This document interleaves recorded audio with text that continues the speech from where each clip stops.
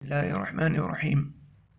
آج کے بہت سے لوگ مہنگائی کا رونا رو رہے ہیں، تو لہذا نبی علیہ الصلوۃ والسلام کے احادیث شریف میں اس بارے میں ہمیں کیا رہنمائی کی گئی ہے، سماعت فرمائیے۔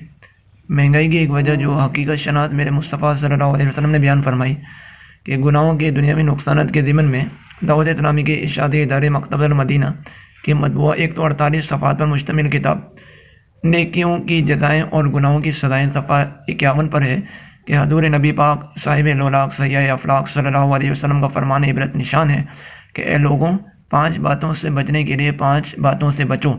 جو قوم کم تولتی ہے، اللہ عز و جل انہیں مہنگائی اور پھلوں کی کمی میں مبتلا کر دیتا ہے۔ جو قوم بد عہدی یعنی وعدہ خلافی کرتی ہے، اللہ عز و جل ان کے دشمنوں کو ان پر مسلط کر دیتا ہے۔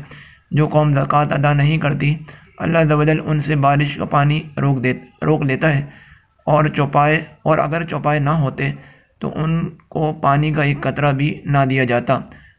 جس قوم میں فحاشی اور بے حیائی پھیل جاتی ہے، اللہ تعالیٰ ان کو طاعون کے مرض میں مبتلا کر دیتا ہے۔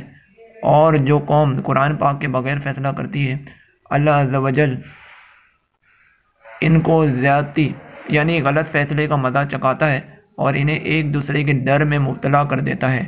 قرۃ العیون کے حوالے سے ہے، صفحہ 392 پر یہ روایت ہے۔